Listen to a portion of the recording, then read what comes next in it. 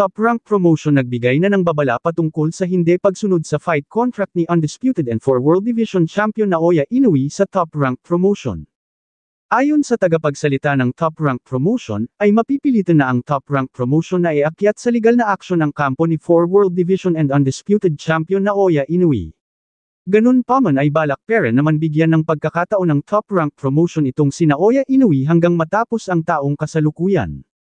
Ngunit ganun pa man, ang posibleng pagsira ni Naoya Inoue ng kontrata sa Top Rank ay magiging pabor at daan naman ito sa ating pambato na si former 3 World Division Champion Cuadro Alas Angas ng Pinas Jonriel Casimero. Dahil mapipilitan itong si Lolo Bob Arum na gumawa ng isang title eliminator sa 122-pound Super Bantamweight Division na gaganapin sa Las Vegas, USA, na paglabanan ni Jonriel Casimero vs Murujuan Akmadalib, at ang mananalo dito ay magiging mandatory challenger na ni 4 World Division and Undisputed Champion Naoya Inoue aka The Japanese Monster. Ilang araw bago magalit itong si Bob Arum, ay nagpalabas ang Top Rank Promotion ng statement, tungkol nga dito kay Naoya Inoue aka The Japanese Monster. Ayon sa kanilang statement ay hindi na sila magbibigay ng anumang special treatment kay Naoya Inoue, at hindi na nila pipilitin ito kung lalaban pa ba ito sa bansang Amerika or hindi na. Sa makatuwid kung ating i-analyze ang statement nitong Top Rank Promotion ay para na rin nila inabandona at sinukuan tong si Naoya Inoue, at ipaubaya na lang siya sa kanyang Japanese promoter. At singilin na lang ang Team Inoue sa Danyos, sa mga laban na hindi ginanap sa bansang Amerika. Dagdag pa sa ating mga balita. So kampo ni Naoya Inoue, pagbayarin ng malaki dahil sa hindi pagtupad sa usapan, sa pagitan ng Team Inoue at Top Rank Promotion, Bob Arum galit na galit na. Galit na galit nga di umano ang big-time promoter ni current Undisputed and 4 World Division Champion Naoya Inoue, na si Bob Arum ng Top Rank Promotion. Dahil sa hindi pagtupad ni Naoya Inoue aka The Japanese Monster, sa kanilang usapan. Ang usapan daw nila ay kapag naging undisputed na daw si Naoya Inoue, ay doon na niya gaganapin ang lahat ng kanyang mga laban sa bansang Amerika, particular, sa Las Vegas. Ayon kay Bob Arum ay doon na dapat depensahan ni Naoya Inoue ang lahat ng kanyang mga nakuhang kampyonato sa naturang division, sa oras na maging isa na siyang undisputed. Ngunit ilang taon na ang lumipas at naging 4 World Division Champion na siya ay hindi pera natupad ang kanilang usapan. Kaya malinaw na sumira ang hapon sa naging kasunduan dito. Dahil may plano sana itong si Bob Arum ng big fight para sa naturang alaga niyang hapon na si Naoya Inoue, ngunit ito ay naglaho na, dahil sa pagsira ni Naoya Inoue sa naging usapan nila ni Bob Arum. Ako naman tayo sa iba pang mga balita.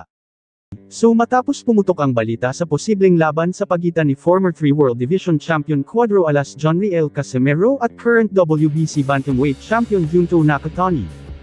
Dahil tulad ni Junto Nakatani na gusto makalaban itong si Jonriel Casimero. Itong si Jonriel Casimero naman ay gusto rin makalaban si Junto Nakatani. In short guys, parehas silang may gusto. Ayon naman kay Jonriel Casimero nang tanungin siya ng ilang Japan news tungkol sa paglaban niya kay Junto Nakatani. Ayon kay Casimero ay bukas naman siya sa posibilidad na makalaban itong si Junto Nakatani. Dagdag pa niya kung nakatadhana na maglaban sila sa ibabaw ng boxing ring nitong si Junto Nakatani. Why not? Kaya open na open siya kung gusto ng kampo ni Junto Nakatani na maglaban sila ay anytime anywhere daw. Meron din katanungan itong si Sabunjero Vlog, ayon sa kanya, champ sa sasabihin mo ako maniniwala, nakatapat mo si Nakatani, nakasparing mo naman si Alas, sino ba ang mabigat ang kamao sa dalawa, si Casimero ba or si Nakatani? Ngunit hindi naman ito sinagot ng direktahan ni Milan Mel Indo dahil hindi pa umano na ikasa ang laban dahil baka matakot pa itong kampo ni Junto Nakatani. Kung maalala nyo sa taong 2019 ay nakaharap na ito ni Milan Mel Indo itong si Junto Nakatani. Sa timbang na 115-pound Super Flyweight Division, kung saan ay nabigo nga dito ang ating kababayan na si Milan Mel Indo. At kung pag-uusapan naman natin ang sparring ni Milan Mel Indo kontra Jonriel Casimero, ay panigurado na alam ni Milan Mel Indo kung sino ang may mabigat na kamao.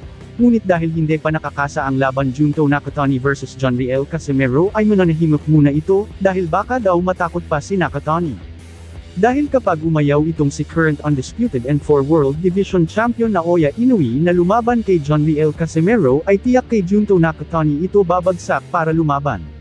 Dahil plano na ni Junto Nakatani na lumaban sa 122-pound super bantamweight division at target niya itong subukan makalaban si current undisputed and 4 World Division Champion Naoya Inoue aka the Japanese Monster.